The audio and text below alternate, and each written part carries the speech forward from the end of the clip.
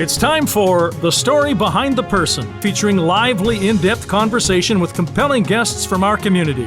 And here is our host, Jonathan Van Bilsen. Hello and welcome. My guest today is Paul Breeze, the brainchild behind the North Durham VE Day events and ceremonies, including an opportunity to learn about his personal battles as well as those he fought for his country. We'll be right back after these messages.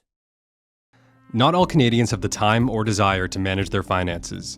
That's where we come in, helping Canadian families plan for a secure, happy, and successful future. Visit our website at www.teamfg.ca.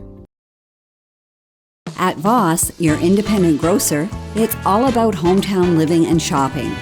Owned and operated by Terry and Christine Voss, their newly renovated Port Perry store carries many local items to support our town and its residents. Welcome back. As I mentioned, my guest today is Paul Breeze and his dog Scarlett, who's hiding behind the chair. Good luck with those apples, Scarlett. Paul, welcome, and thank you very much for taking time out of your busy schedule. So, I mentioned in the opening that you are responsible, you're the brainchild behind Victory in Europe Day celebrations, the VE Day celebrations in May, which are taking place in Skugog Township, right? That's correct. So you're going full force trying to get that little thing together. Absolutely. And I say little with tongue in cheek. I know it's quite a thing, and we'll talk about it. I wanted to get a little bit of background about you and your life. You've got a lot of medals there, which are very impressive. Scarlett, have any medals? No, just the one for me. That's it, really. So she's a medal on her own. She is, absolutely. Yeah. So you started life in England. The North Welsh kind of border. Right, I was going to say closer to Wales border. Yeah, Welsh border. Yeah. And I joined my military family. My father was in the military, right. And it was kind of, I was going to go into. You have to do it, right? That's the way it is. Yeah. So it was a thing, especially because they had national service right in the UK right up till the late 60s, right? So it was. Okay. Still coming. So you would have gone when you were right out of high school then, right? Yeah. 16 years old. I joined the Royal Logistics Corps as a supply specialist in an ammunition squadron. And then from there, I auditioned and went to the Royal Military School of Music, Nella Hall in London. Okay. I graduated through the School of Music, and then I got posted to the band of the Royal Irish Regiment in Northern Ireland. And what did you play? Trumpet. Okay. Yeah. Okay. My secondary was piano, right. But trumpet's my main marching instrument. Right. I qualified as a medic, and then I got posted to Northern Ireland. Right. And that was during the Troubles, right? Towards the end of 97. So there was still some stuff going on, right. But. Yes, it was still nothing like in the 70s, but right. It's still. So I was there, and then just through the progression in the way the progression works right. through the British military, I ended up and I got promoted, and I went down to the Hussars band in Bovington. Okay. And that's where I finished off my service with the British Army. Okay. And during that time, you also had an opportunity to meet some famous people, right? Oh, yeah. I think Prince Harry was definitely there. That's right. William, Harry, we saw most of the royal family most years, depending on who your colonel-in-chief was, depending being an Irish regiment, who's presenting the Shamrock this year, that type of thing. Right. So, and we just had Paddy's Day yesterday. So, right. We did a lot of VIP events. Right. You met the Clintons too? Yeah, and when he came over to Northern Ireland, and we say meet. You don't meet them, but you get right. You get to you get to see them. Yeah. Right. But it was and being a ceremonial duty, you kind of a little bit on the forefront there, so right. you're up front and on show. So right. Lots of parades, lots of tattoos, lots right. of. You met your wife that way too. I did. That's right. Yeah. So Edinburgh military tattoo. I've done 3 of them. Right. With the Royal Irish. Oh really? And I've seen it. I've had the pleasure of seeing it once. Oh, you have? Yeah, it's amazing. It is unbelievable. So the second one I did was in 2003, and she was a Highland dancer. Okay. And we met there in 2003, and then she moved over to the UK for a little bit. Right. She's a teacher, so she taught in a Garrison school. We got married in 05, so we're celebrating this month. Actually, we're celebrating our 20th anniversary. Wow.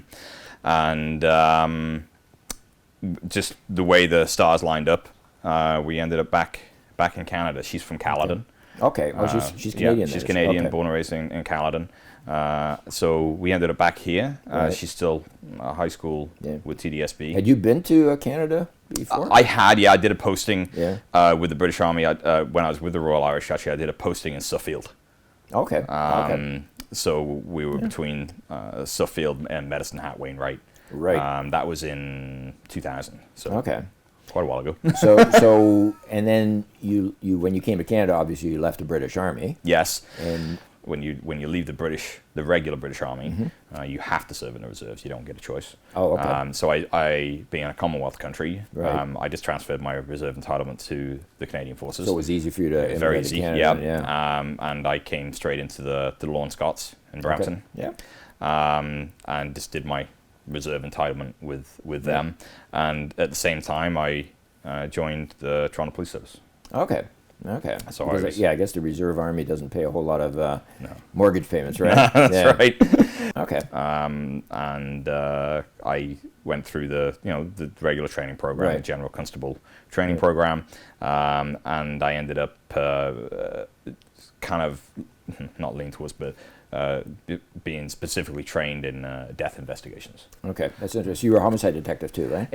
I was at homicide for a year, Right. and then I went to traffic, and we take care of the traffic services take care of all Right. the fatality investigations within the city. So you of didn't Toronto. have any undercover. I was wondering if the stash perhaps was No. part of the undercover gig.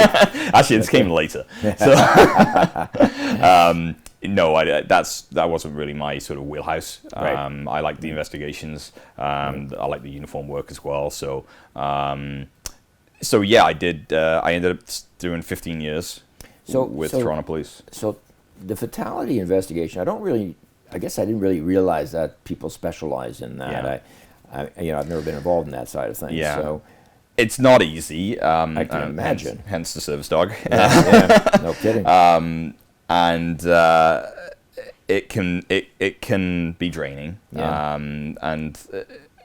There's a lot to it, and that people don't usually see. Yeah. There's a lot of forensics, collision reconstruction. I had to do collision reconstruction courses. Okay. A lot of mathematics involved, Yeah. and I probably couldn't tell you how to do it now, but Right. it's with a fatality investigation in the city.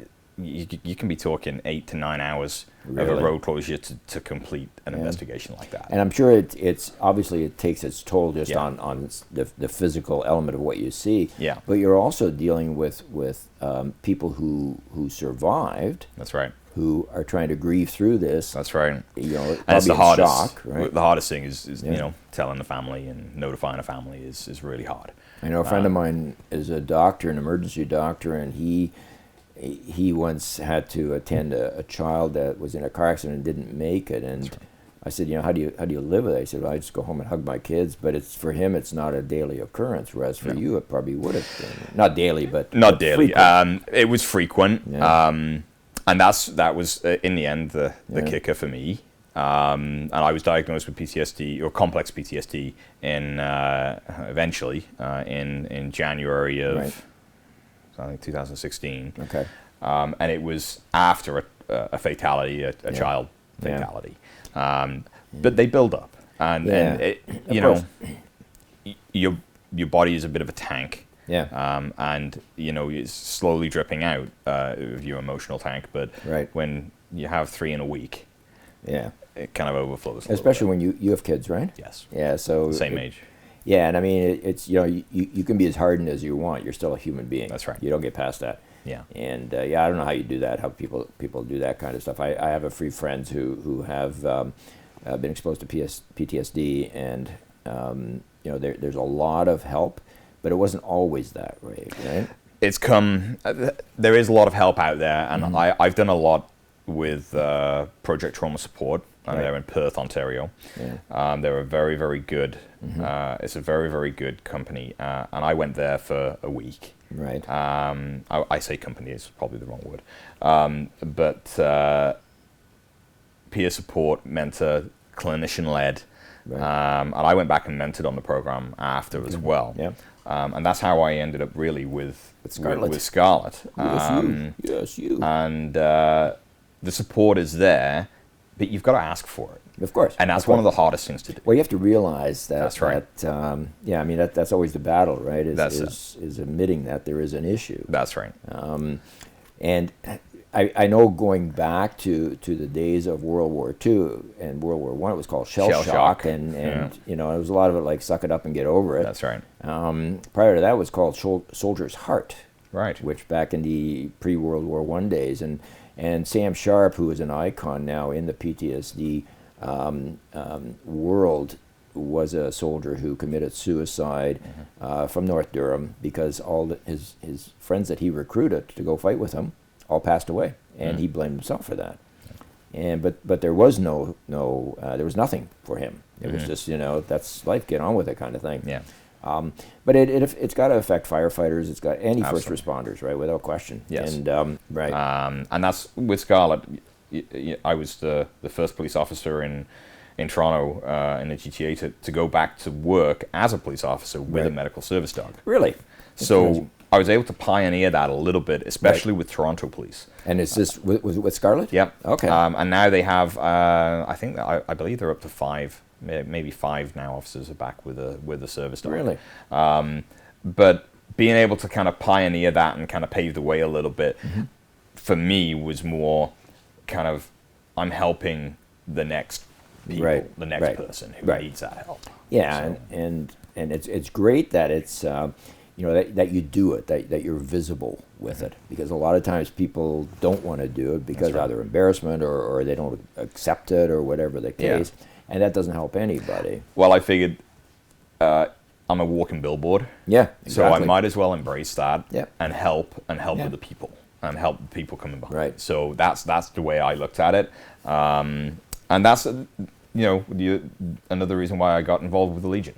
Yeah. When I moved to Epsom, because we were in Caledon, we moved across to Epsom, and now we're in Port Perry. But that's another reason why I got involved with the Legion, because I wanted to help. Exactly, and I mean, everybody I think is very grateful that you do and the service you provide.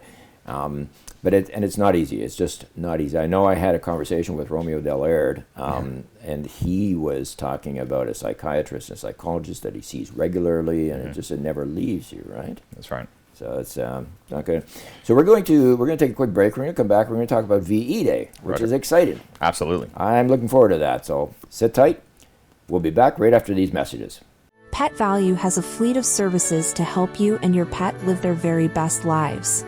Visit Pet Value in Port Perry to discover a world of expertise, friendly staff, and everything you need for your pets. Pet Value, your pet, your store.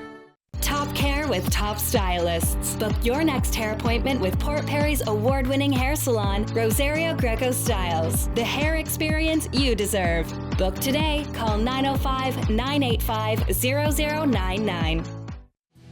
At PP Print and Digital Services, we're excited to announce the expansion of our services to include comprehensive point-of-sale display solutions. Let us help you create a compelling in-store presence and ensure your products reach your customers effectively. Welcome back. My guest is Paul Breeze and his wonder dog, Scarlett. Yes, look at her, being as good as gold. I wish my dog could learn from that. So, Paul, you've gone through a lot in your life, primarily because of your career.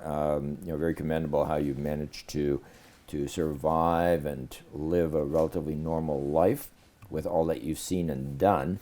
And we're going to talk about VE Day, which is your baby, and the commemoration of it. I wanted to ask though, with Scarlett, if you have a seeing eye dog, for example, I understand what that dog does. So how does Scarlett interact? Like, what does she do for you? That's okay. So a lot of people will ask that. Ask that question. And generally, it's positive. Most of the time, 90% of the time, it's positive. So as a service dog, 'cause you've got therapy dogs, Right. you've got service dogs, you've got emotional support dogs, Right. and the law is very clear on which is which, especially federally for like air travel and things like that. Okay. So she is a certified service dog. We had to do 2 years of training, and she has to pass a public access test. Okay. It was during COVID. Oh, wow. So trying to do the socialization part was a little hard, Right. Because she was being trained during COVID. So they have generally you're looking at 3 tasks Okay. that they would be trained in. She carries my medication, number 1. Okay. The biggest thing though for me is the blocker. So those really narrow Walmart aisles. Right. You know, when I've got her with me, then people move out of the way. All right. I get given a lot more space, and Right. she'll make the space for me. Okay. Right. So she'll walk circles around you to keep Yeah, people pretty at bay much. kind of thing? Yeah, she'll interesting. put herself between me and if somebody's in my personal space or a little bit too close. Right. And then the last thing is if I was to have a medical episode, Right. she'll go straight to work. Like she might try and kind of like nudge me, or she'll rub up against me to say, calm down. Or Right, if right. I go completely unconscious, for example, something like that, she'll then go and get help. She will. Interesting. So Interesting. How do you have to keep refreshing that? Like you practice? In Ontario, no, you don't. Okay. And this is something we have actually been working on with some bills through Parliament that have Right. kind of come and gone, and things like that. But every province is a little bit different. Like Right. BC, you have to recertify every 2 years. Ontario, you don't. We're covered through AODA, Okay. the Accessibility Ontarians with Disabilities Act. Right. But I like to, Yeah. and you're always training. Of course. Right, Of you're course. absolutely always training. There's Yeah. always something, and she's changing all the time. Because I was at work full time Yep. with her, and now I retired 2 years ago. Right. So she's changed her whole life. her whole life has Yeah. changed. So it is a little bit different. And she gets along well with the family. Everybody loves her. of That's course. right. How Yeah. could you And once not? the vest is off, she's a regular dog, Okay. and she plays with the kids. Okay. And that's a big difference. Yeah. So and she's trained that way. Right. Okay. So she knows when the vest is on, Right. you're on duty. When the Right. vest is off, That's go to so town. cool. All right, so let's talk about VE Day, which stands for Yeah. Victory in Europe Day, May the 8th, That's right. 1946? 45. 45, sorry, Yep. of course. So 80th So it's anniversary. the 80th anniversary. Yep. So what have you got planned? Well, okay, so this started from last year, from the D-Day 80, the 80th anniversary of D-Day. Right. They asked me to plan an event for D-Day, so I planned a dinner. We did a veterans dinner at the Port Perry Right. Legion, and I had a live broadcast from Normandy. Right. One of the Juno Beach Center guys who I know, and he did a live. It was like 1 a.m. in the morning over there, but he still Right. stayed up and did it, which was amazing. And jokingly, because I was emceeing the event, I said, well, this has been great. Thank you very much. Watch out next year. We're gonna eat MREs in the backfield. Yeah. And it kind of grew from there. So we thought, well, okay, the MREs, some people like them, some people hate them. That's fine, but that's what we had. Right. So we wanted it to offer a bit of an experience. And MRE is? Meal ready to eat. Right. And that's what we would eat on exercise yeah. rations in the field. And they're boil in the bag, different things. Yeah. Bacon and eggs. All that and yummy beans. stuff that I live yeah. for, yeah. Yeah. So we said, you know what, why don't we do something like that outside? It's Right. May, so it should be okay. Yeah. And we thought, okay, we'll get the local regiment involved, so the Ontario Regiment. And I have connections there. So we've gotten the Ontario Regiment involved. And then we also did another thing the other year where we had a thing called the Veterans Portrait Project. Right. And it's a gentleman, he's a Reg Force captain, and he comes out and he does portraits. Okay. Like veterans portraits, Nice. takes your photograph in your official uniform Right. with the Canadian flag and all that. So he came to the Legion and did it. Again, he's a good friend of mine. And then he got reposted and became I believe he's the admin or the adjutant. I think he's the admin officer for the Canadian Skyhawks. Okay. The skydiving team, The right? skydiving Yeah. team. So the Canadian Forces parachute display team. Right. So I called him up basically and said, hey, what are the chances? He's like, yeah, we can do that. So he sent me the package through, Right. The event guide package for it. And what would normally be running us upwards of probably $20,000. Wow. They're going to do for free. Really? Because we're within the flight radius of their home base. Okay. So All once right. we're there, then we don't need the hotels, we don't need the vehicles, Right, we don't. right. So we started planning it in September. Mm-hmm. We thought, well, we'll do the parachute jump. Right. The Skyhawks. So Skyhawks are going to jump out of an airplane. Yep. Over Port Perry. Over Port Perry. And they're going to hopefully land. They're going to land we're going to be, the event's going to be at the fairgrounds. Okay. It's a bigger open space. Right. We were hoping for the Legion, but it's a little tight for the especially landing for zone. visitors, right? Yeah. For guests, yeah. So we've moved it to the fairgrounds, and they're going to land in the fairgrounds. And then it'll be followed by the Royal Regiment of Canada Band. Right. The Uxbridge Legion Pipes and Drums. Right. You're having a parade as well? Yeah, well, it'll be like a mini tattoo. Yeah. Right? Yeah. So the band will come on and do a little set, Okay. and then the pipe band will come on and do a little set. We'll do an act of remembrance at that point. Okay. And then there'll be a march off, march past, and Right. Lorne Shaw, our oldest veteran, he's, Right. He's 99. 99? Yeah. He was 99 first week of February. Wow. He's going to take the salute. Okay. And then the Tank Museum are involved. They're bringing some vehicles up. Oh, wow. And the Ontario Regiment are bringing some vehicles and some what we call mod tents, the green tents. Right. And then we'll have the cadets involved, and they'll be cooking the MREs, that type of thing. Yeah. And then we're going to have what we call range stew. And we Okay. say we call it range stew because back in the day when we used to go out on exercise and we were firing on a range Right. training, the army cooks would bring us range stew, which is just beef stew. Yeah. So we've got beef stew. So MREs. So people who are there to watch and that, will they be able to sample some of this too? All for free. Really? Yeah, That's it's a amazing. completely non-ticketed event. Right. Anybody, the local community, we've got tons of support. Has been amazing. Yeah. Adamson's Equipment, Port Perry Print, Williams Communications, Right. the fairgrounds, the Right. Township of Scugog. I see there's something in Focus magazine too as well, right? That's right. I just edited that this Yeah. morning. Yeah. That's going to be coming out. Right. Marianne Fleming is the editor-in-chief for the Focus. Right. And I hear that you're going to be jumping out of a plane yourself yes, that's right. because I'm going to be in that plane. I when you're know. jumping. I won't kick you out, I promise. And I'll try not to push you. That's right. So when Sean, the captain of the Skyhawks, offered us this opportunity, he says, "Hey, do you want to jump with us?" Right. I'm like, really? Yeah. And he's like, yeah. So we offer a tandem opportunity. Have you jumped before? I have, but not as a skydive, not as Okay. a tandem. I've done a static line jump, which Okay. is different. That's where the chute opens automatically as soon as you open. Right. you Oh, exit so the this plane. is- you're this on- is an actual skydive. So yeah. And hopefully that. Oh, yeah. Well. You remember to pull that thing. No, I'm sure it'll I'll be open. strapped to somebody else. Yeah. So, Wow. so he offered it. So myself and Mark Lawson, who's Okay. the vice president of the Legion. Right. He's also a major with the CICs, the cadet instructors in Uxbridge. Right. So we're both going to do a tandem jump Okay. in Trenton the morning of May the 8th. Right. Right. So That's the one that I'm going to join you in. you're going to join. In the Hercules. In In the the plane. in the plane. Let me clear on that. I'll look after Scarlett, okay? I'll take care of Scarlett. There we for go, you. yeah. So they offered us seats in the plane for the accredited media, Right.